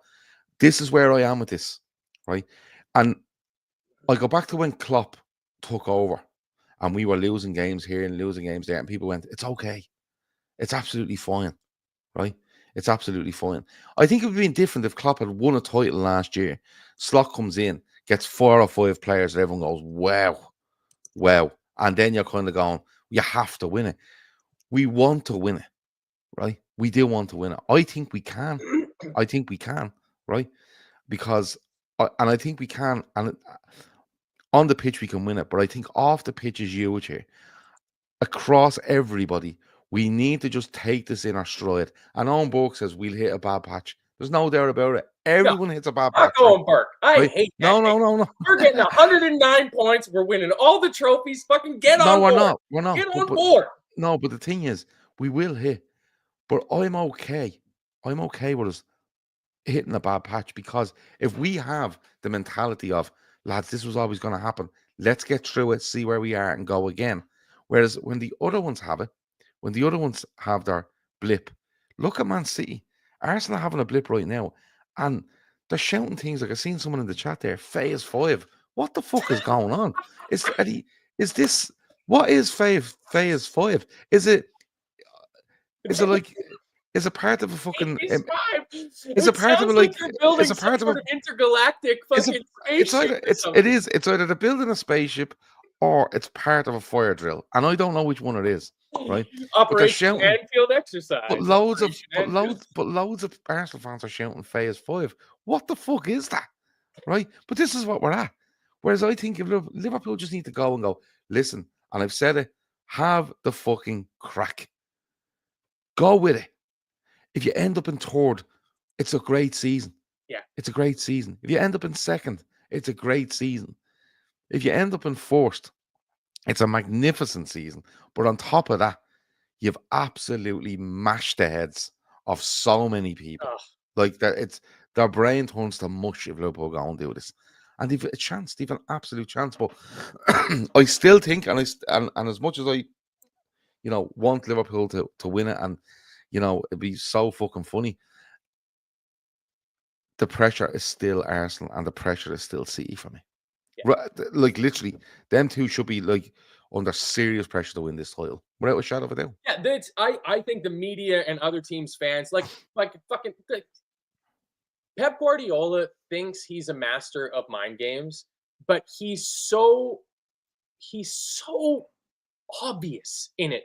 where he's like, well, when you've won 6 out of the last 7 Premier League titles, maybe it's a year for somebody else to win it. Like, you little snivelly fucking prick. Like, he's just, I can get it. If he's your guy, if he was the manager of Liverpool, I'd be fucking all on board the hype Pep Guardiola train. He's the greatest manager that's ever existed. But he's not. And I've given up. I'm sorry, Gav, if you missed the show where I've announced that I've given up on not being tribal. Fuck that.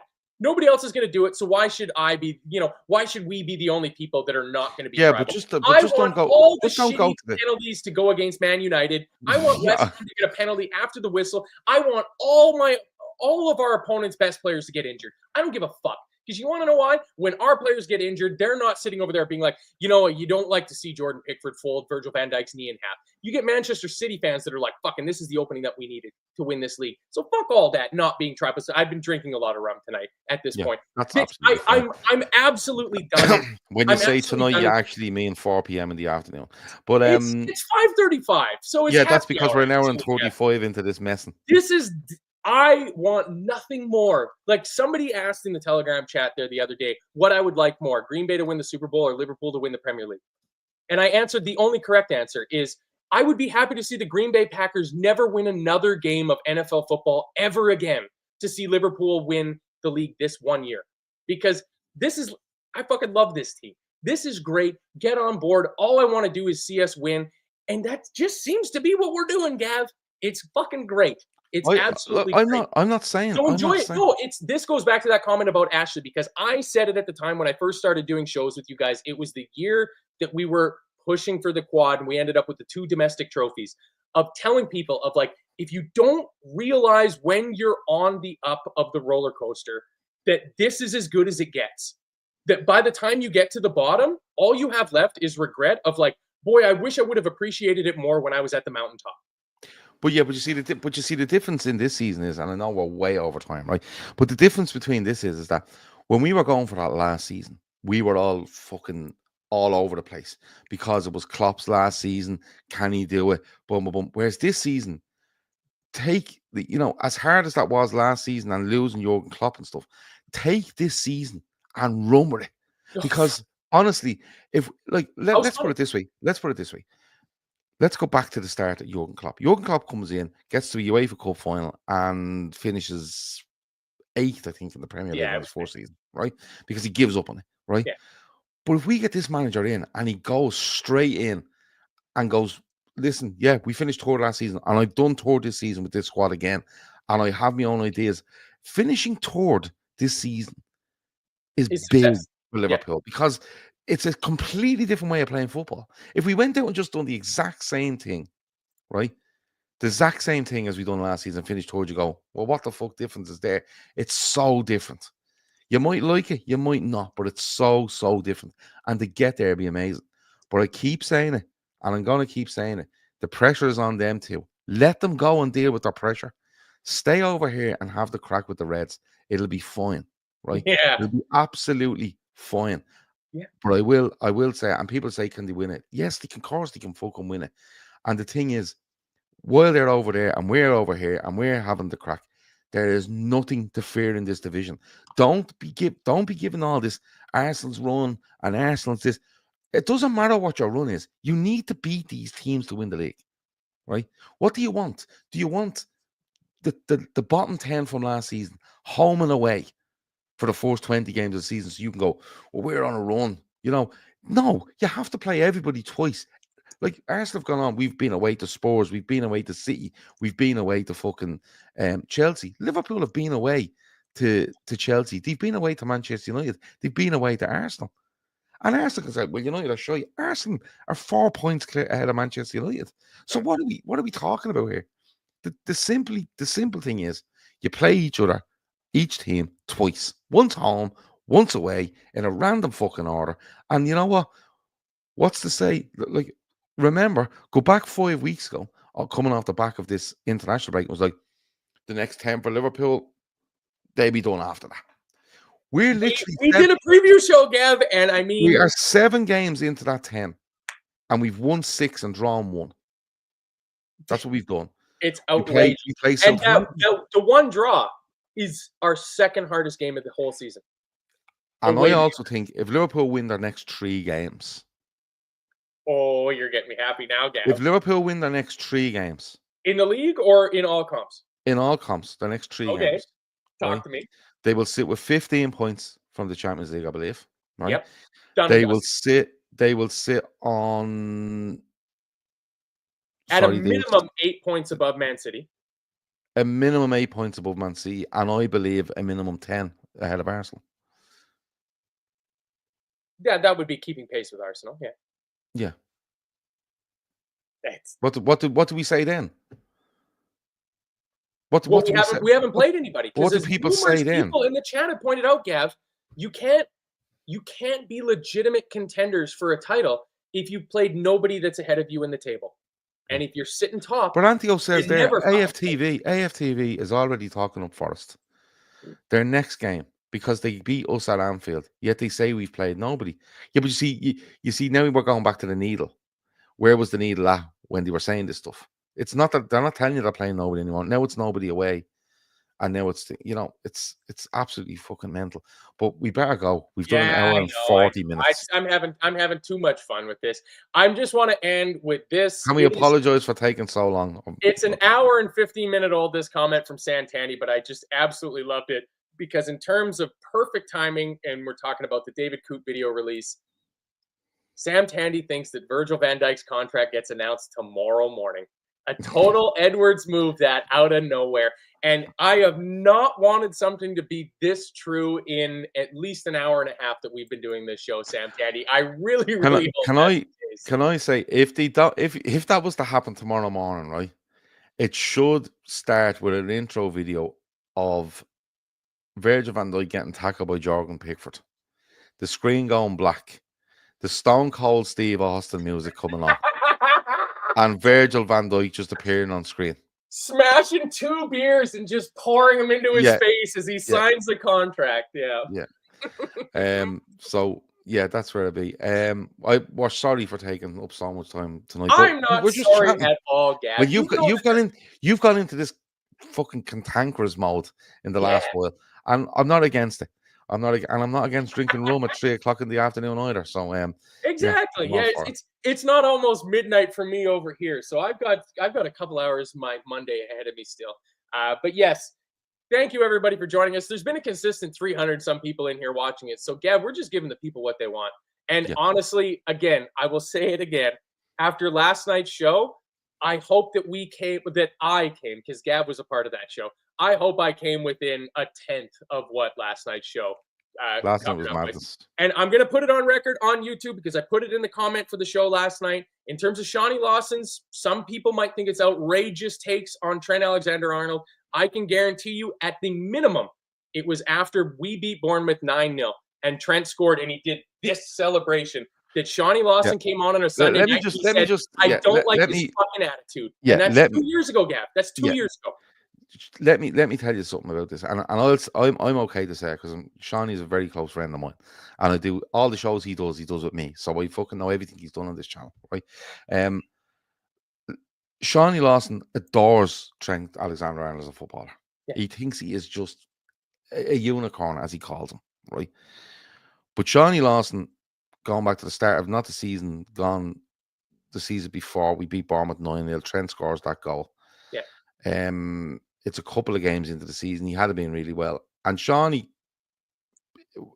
privately, not even on the show, said, I cannot stand that fella's attitude. I cannot stand it. And he doesn't just say it and go, I don't like him. And just said, he backs it up with the reasons why. When you know you can agree with them or not agree with them. It's completely up to you. Everyone's entitled to their opinion. But Shawnee is of the opinion that he is a fantastic footballer that has a rotten attitude. Yeah. And that's okay. And people were, you get people going, what's Shawnee talking about? Well, and like, Shawnee's talking about what he believes in.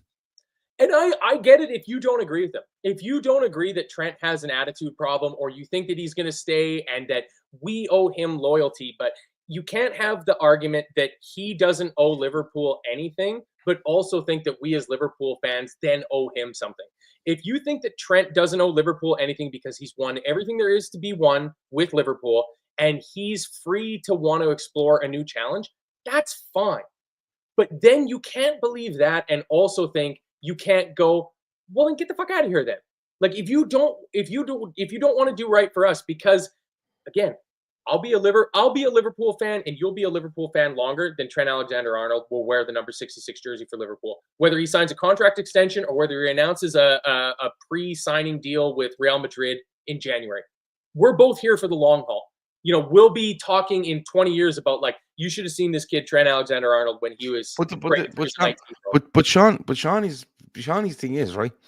If he signs a deal tomorrow, Shawnee will tell you in 2 months' time. His attitude thinks it's still shit. Yeah, I know. It's the thing he has. I will love Trent again. And the argument over Trent's contract can be had out every day of the week. But at the end, I said it last night. You don't know until a definitive thing in this happens, whether he signs a deal or announces he's leaving, and then you start getting the thing, with regards to what's actually gone on, and you have to just wait and see on that. But I'm kind of the attitude. I love him as a footballer. And I don't want him to go anywhere. But if he does go anywhere, people, you will kind of go, oh, fucking hell. But then the next game comes along. And then the next season comes along. And then the next cup final comes along. And you won't really think about Trent Alexander-Arnold, You won't, because it's Liverpool is more important than any one player. We moved on from Billy Little and from Kenny Dalglish and from Steven Gerrard.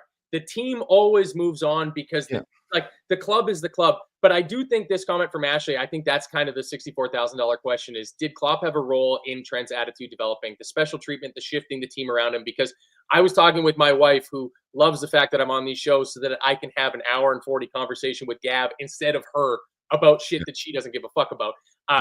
And she's like, well, what's the difference? And it's like, he's not the linchpin to the team. But I said it last night in the show, in the chat, which was absolutely flying. So this is my shout out now for being a member for the channel. If you want to become a member to the channel, the chat for this channel is the fucking greatest thing going.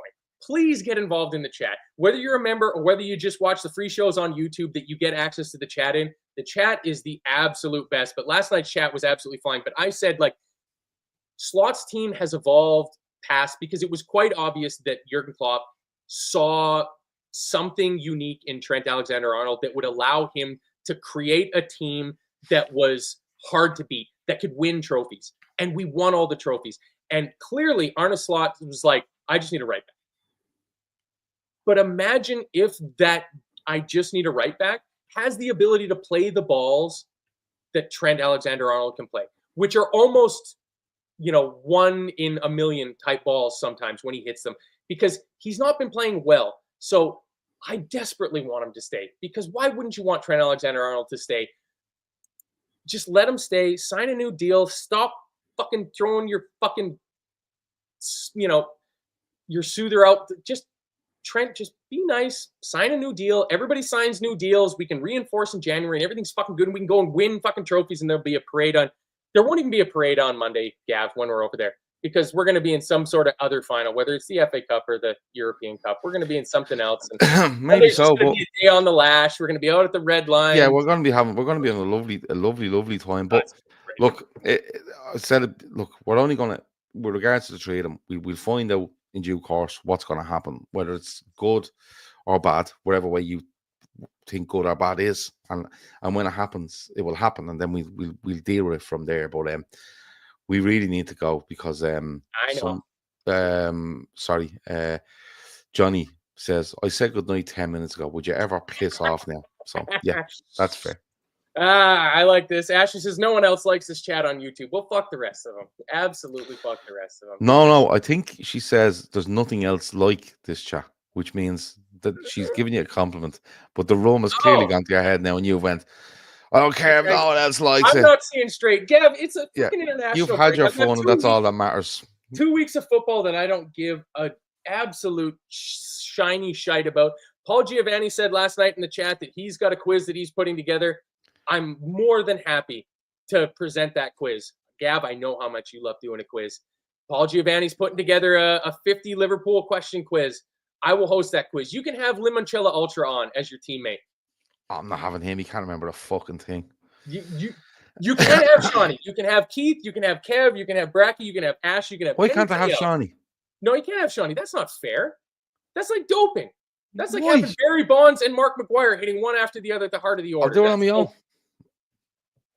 The rum is talking now. You're right, Michael Murphy. You're right. We need to get going. We need to get going. Please, All right. we need to get going. Yes. On behalf of Gav, thank you very much for joining us, everybody. Please help support our charities if you can. Yeah, other than that, hit the like button. There's 300 of you watching. There better be 300 fucking likes in there because we've done a long show and I've had too much to drink. Thank you very much for joining us. Enjoy the international break. It's going to be boring as all hell. Up the fucking Reds, up all the tables. Bye.